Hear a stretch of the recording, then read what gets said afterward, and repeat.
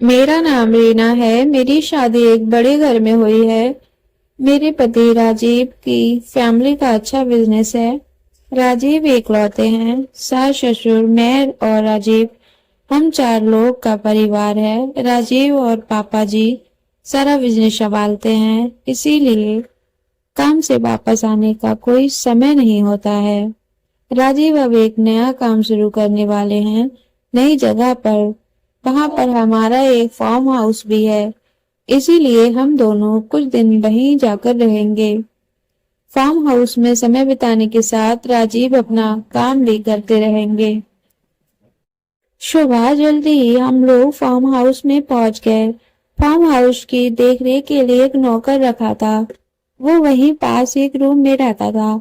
हम जैसे ही पहुंचे, दूर से किशोर दौड़ता आया और हमारी कार के पास आकर उसने ही कार का दरवाजा खोला।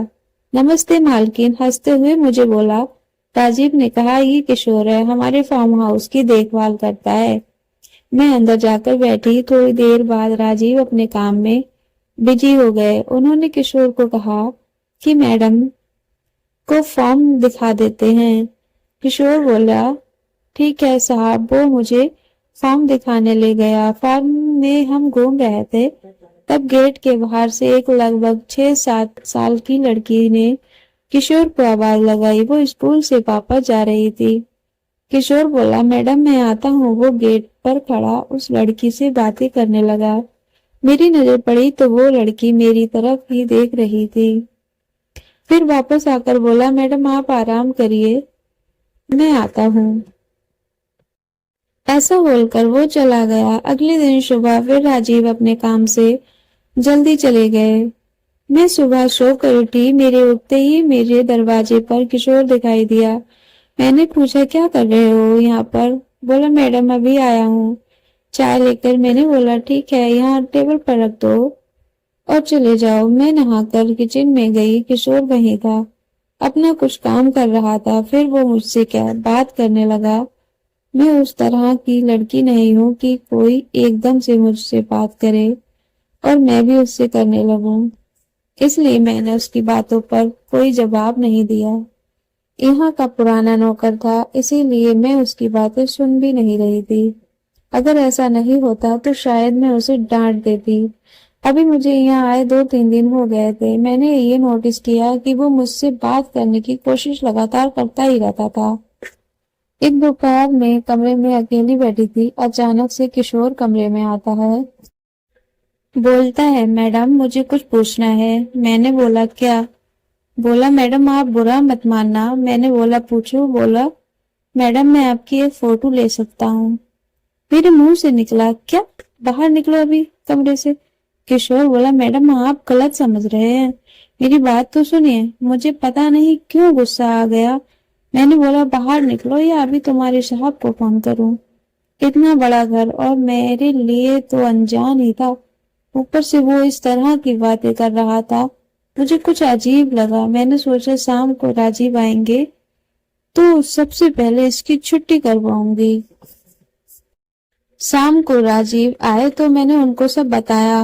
राजीव मानने को तैयार ही नहीं थे। बोले, ये कोई सालों से यहाँ है, उसकी एक बच्ची भी है। तुम कुछ गलत समझ रही हो, उसकी बच्ची के बारे में मुझे पता नहीं था।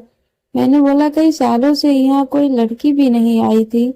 राजीव ने बोला, रुको अभी बुलाकर बात करते हैं। राजीव ने किशोर को आवाज लगाई। किशोर आया तो राजीव ने बोला, क्या हुआ किशोर, तुम्हारी मैडम कुछ कंप्लेंट कर रही है? साहब मैंने सिर्फ फोटो लेने को कहा था। राजीव ने पूछा, क्यों चाहिए तुम्हें फोटो? किशोर बोला, साहब आप तो जानते हैं मेरी 7 साल की बेटी है। उसकी माँ उसके पैदा होते ही बस चल बसी थी, और जब वो 2 साल की तब हमारे घर में आग लग गई थी। भगवान की कृपा से हम तो बच गए, लेकिन उसकी माँ की सारी निशानियां जलकर खाक हो गई। बिना माँ की बच्ची को संभालना बड़ा मुश्किल होता है साहब। मैडम उस दिन जब मैं आपके फॉर्म दिखा रहा था, तब स्कूल से घर वापस जाते वक्त उसने हमें देख लिया। मेरे घर यहीं थोड़ी दूर पर है। उसकी दादी उसे संभालती है। हमेशा मुझसे पूछती रहती है कि पापा मेरी माँ कैसी दिखती थी। कैसी चलती थी, कैसी बातें करती थी। मैं उसे कहता था कि वह बहुत सुंदर थी, यह गांव में उसके जैसा कोई नहीं है। आपको जब से देखा है तो उस दिन मुझे उसने यही पूछा, क्या पापा मम्मी ऐसी थी? मैंने उसे कहा हाँ ऐसी ही थी। तब से जिद पर अड़ गई है कि मुझे मैडम से मिलना है। वो मेरी मम्मी जैसी है, स्कूल नहीं जा रही है। मैं इसीलिए आपसे बात कर रहा था कि आपको ये सब बता सकूं, लेकिन आपका स्वभाव अलग है। फिर उसने आज सुबह से कुछ खाया नहीं, बोल रही है फोटो लाना। मैं मेरे स्कूल वाले दोस्तों को दिखलाऊंगी कि मेरी मम्मी ऐसी थी। तो मैंने बोला कि मैं तुझे फोटो लेकर दिखा दूंगा। वो बोली पक्के से लाना। इतना कहकर किशोर फूट फूट कर रोने लगा।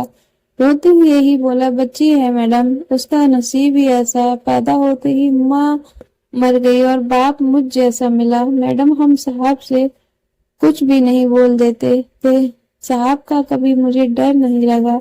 यही आदत मुझे पड़ गई और मैंने आपको भी अपना समझ कर बोल दिया। आप मुझे बताने देती तो मैं आपको भी बता देता। किशोर की बातें सुनकर मुझे अपने आप पर गुस्सा आया।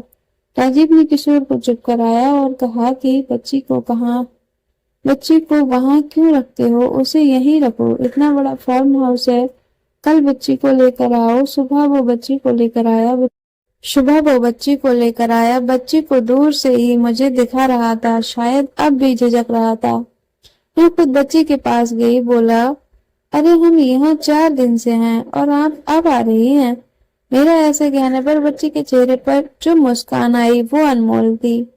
वो मुझसे लिपट गई। जब तक मैं वहां रही मैं उसके साथ खेलती और हंसती रही। एक अलग खुशी मिल रही थी। अब वो एक वजह बन गई थी मेरे वहां बार बार जाने की। तो दोस्तों स्टोरी कैसी लगी कमेंट करके जरूर बताइए। चैनल को सब्सक्राइब कीजिए। वीडियो अभी तक लाइक नहीं किया, वीडियो को लाइक कीजिए, क्योंकि आपके एक लाइक से हमें मोटिवेशन मिलता है ताकि हम और अच्छी अच्छी वीडियो आपके लिए लेकर आए। तो दोस्तों मिलते हैं नेक्स्ट वीडियो में, तब तक के लिए अपना ख्याल रखिए। Thanks for watching.